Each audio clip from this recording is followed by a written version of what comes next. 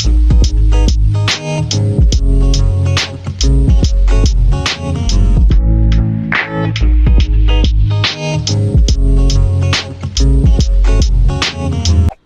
up guys, it's your girl Ashley, and today's video is going to be how to create the perfect yoga playlist. Let's just dive into this video. Dive in. So this video I was thinking of is just going to be kind of the top of my head, and I space out a lot, so please bear with me. There's going to be a lot of awesome information here. So I'm going to start it off kind of like a timeline of how I chose the platform, the music platform that I was going to use. So if you've been watching since this channel's been born, you know that I had this gold little MacBook Pro, and I would bring my laptop and I would plug it into the aux machine, and I had 3 good playlists. The music got dry super fast when I started getting really settled into my practice and started picking up classes, because then I started listening to that music every single day and it got boring, so I scrapped that. Then I actually went to talk to my friend Amanda, and she was at the time using Pandora. I'm not sure if she does anymore. I was deciding between Pandora and Spotify, so I'm gonna go over like kind of some things to consider. So with Pandora, I guess I'm super biased because I've been using Spotify, but with Pandora, it's only a radio station, so you're basically paying for the radio and that specific genre of music, and it's the same amount of money a month as Spotify is. I believe it's the $9.99 crap, but it's actually $10.50. You'll see it on your bank statement. They trick you with that. That's advertisement, man. It's actually $10.50 a month if you're considering doing a monthly subscription.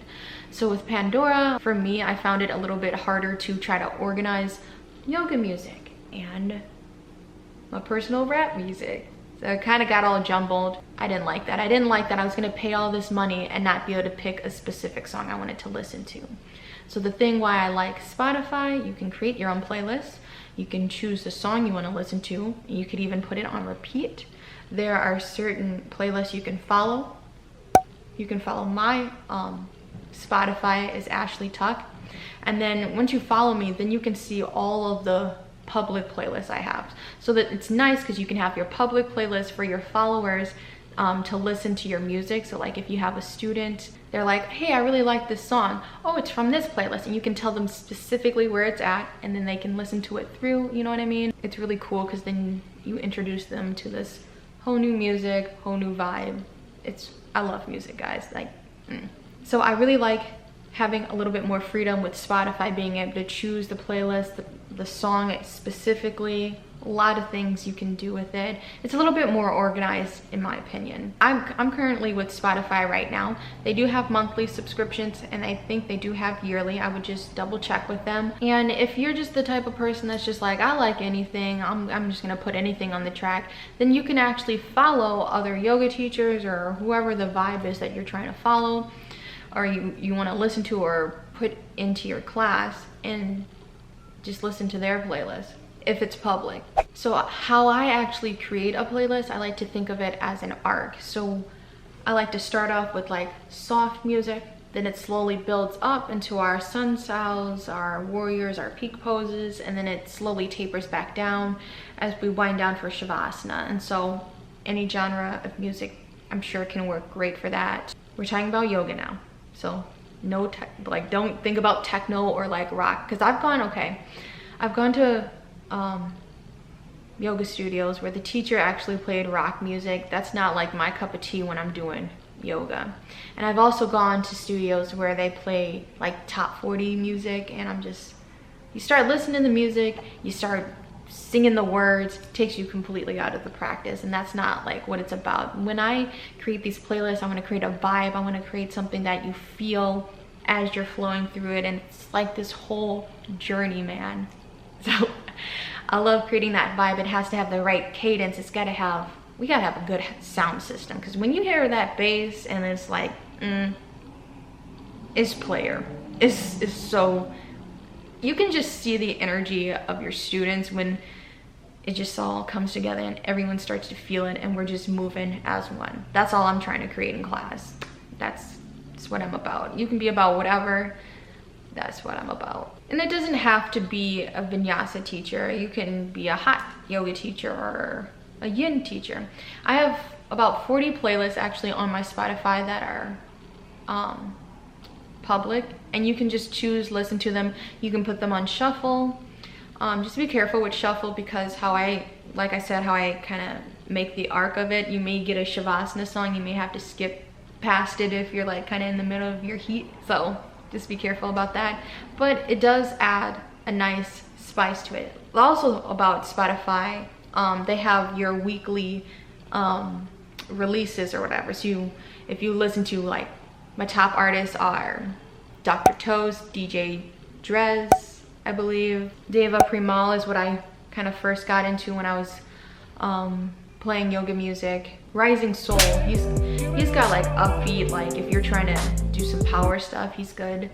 But just, you can check out my playlist. Then it also has recommended stuff. So as you're creating the playlist, it has like recommended songs that may kind of fit the vibe that you're creating. So that's why it's so easy to create a playlist on Spotify. And every week, new music is getting updated on that home screen that you can check out and just keep expanding your library. And one thing to consider when you're creating the playlist, I always like to let my students know, so I do like my little intro at the beginning of class. I'm like, hey, here's the new playlist, let me know what you think. Super cool vibe. And I always title my playlist. I have like really silly names to them. Like one of them is the outdoor yoga playlist, and it's all like frogs and crickets and I don't know, farm animal stuff. Not like cows or whatever, but it's really nice and mellow. The one I've been creating is the Western Hippie, and it's all like stuff that hit. Oh, and yeah, any song can have good bass in it. It doesn't have to be like a rap song or whatever, because I've found some player stuff. Oh, what's his name? DJ Rashad? He has some good stuff. He's got good stuff. But yeah, just let them know, your students, that you're gonna be doing a new playlist. And then also ask them at the end of practice, how did you like the songs? How did it flow? And for the most part, my students are super honest, so I'm sure yours are, and they'll be like super honest with, I like this, or too much talking, or blah, blah, blah. So we're gonna go over things to consider when creating a playlist. You don't want your music to be too loud, like you want it to kind of slowly build up. You want your playlist to be long enough. So I always try to create my playlist between 45 and an hour, maybe a little bit over an hour.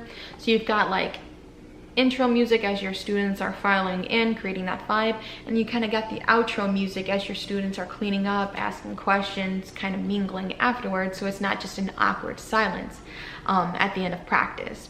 You don't want the music to be too distracting as well. Like I was saying, that top 40 music, you don't want to just play mainstream stuff that everyone knows, and then it just kind of disrupts the energy in the room. I have playlists that do have words in them. You can have playlists that are just mantras. Be really careful with mantra music, because some people just don't vibe with that and they think that it's some kind of religion. So English or whatever your native language is key. Because I ran into this, I was teaching some of my older clients for chair yoga, and I had a mantra, a Sanskrit playlist. It's actually, I still have this playlist, it's called Yoga Sanskrit.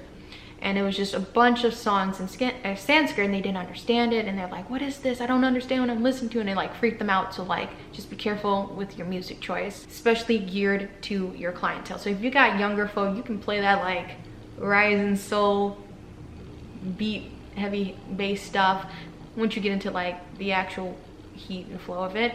Or you may need to tone it back if you got like older clients, or if you just in general are teaching a slower class. I think that's everything. I hope I didn't ramble too much.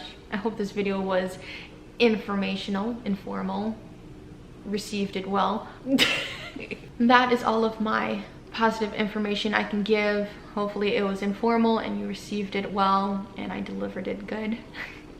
About creating the perfect yoga playlist, creating that awesome vibe and just awesome energy in your classroom. Please give this video a thumbs up, like and subscribe to my channel, turn your post notifications on, comment down below any tips that you've got, or if you have a Spotify, let me check out your music. You can check out my music. Yeah, and I'll see you guys in my next video.